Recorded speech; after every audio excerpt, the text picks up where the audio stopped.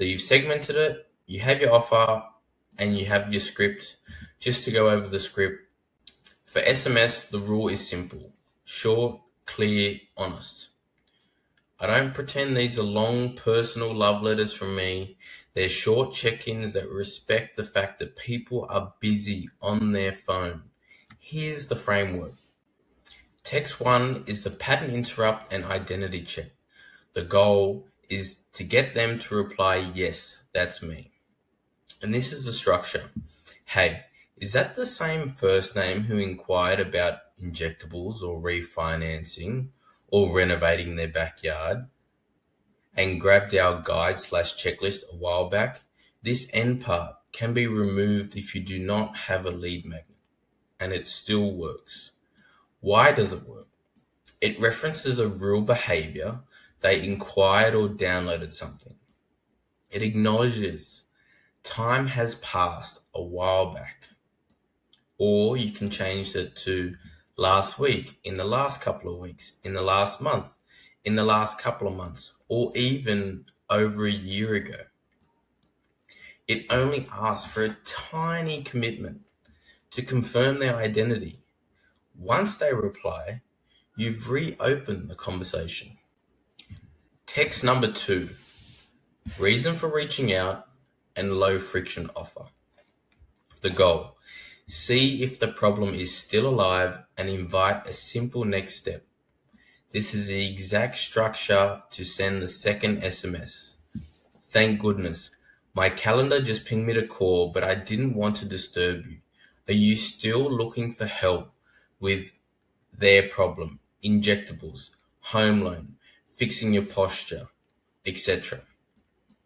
Does 3 things. It shows you're being considerate. You didn't want to disturb them. It brings their original problem back to the surface. Now they're aware of it again. And it sets up the consult without shoving a booking link in their face.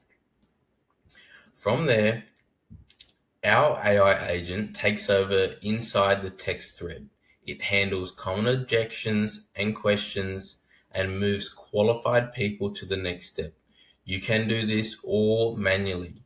If you want to try it for yourself on 50, 100, 200, if you have the time, 500 leads, you can definitely do this manually. So behind the scenes, it's all the same challenger style objection handling you'd use on a call. It's just condensed into SMS.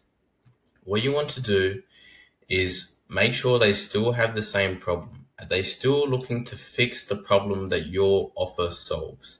And then second, you want to qualify them. Ask your qualifying questions. Do they have a specific budget? Are they looking to lose a certain amount of weight? Are they looking for specific injectables?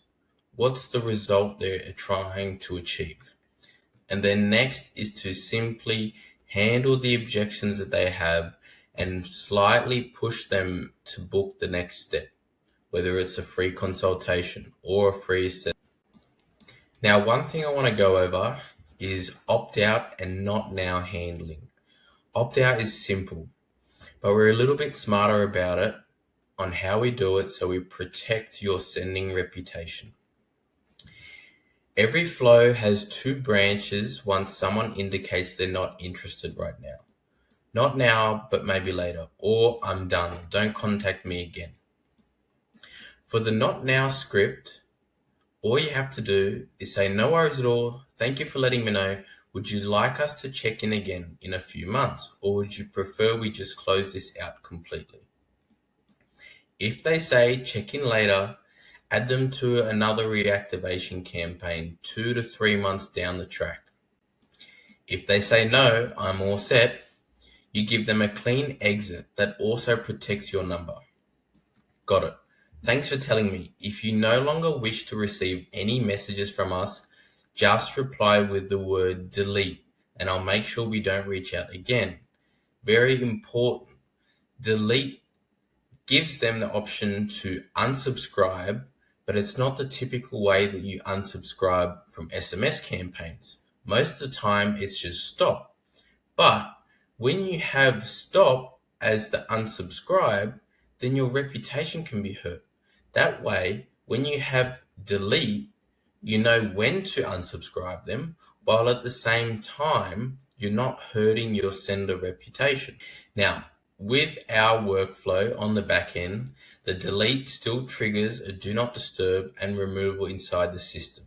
But because it's a custom word rather than the standard carrier stop, it tends to be a bit gentler on your sending reputation over time. So here's the full SMS script sequence. Number one, the first message is that the same name who did X? Are you still looking for help with that problem? 3 is handle objections. If they're not interested, would you like us to check in again in a few months or just close this out? If close it out, all good. If you don't want any more messages from us, reply delete and we'll remove you. That's exactly how you write a reactivation campaign that feels human, gives people control, protects your deliverability, and still turns old leads into qualified book consultations without feeling gross or salesy. Now, we've gone over the segment, the offer, the script, and now let's talk about the cadence, or how often. So, here's the default SMS reactivation sequence. Day 0, the initial SMS. It's the reintroduction and identity check. Hey, is that the first name who inquired about X/downloaded lead magnet a while back? Now, we're not going to send the message the next day. It's going to be 2 days from day 0. So it's going to be a follow-up message if they don't respond. Did X just come down to timing or a money issue? 2 days later, should I close your file? Totally okay if now's not the right time. Should I close the file on this? Or do you still want help with problem? And day 6 is our last touch point if they don't respond. Hey name, last quick check. Do you still want us to keep a spot for you to chat about problem, or should I just mark this as all set? 4 touches over 6 days, then we stop. If they don't engage after those 4 messages, this is what happens and what you should follow as well. We do not keep hammering them every day and burn the number. We tag them as unresponsive and drop them into a slower long-term nurture bucket where they might get a check-in in a few months, or they've fully opted out if they've told us they're done.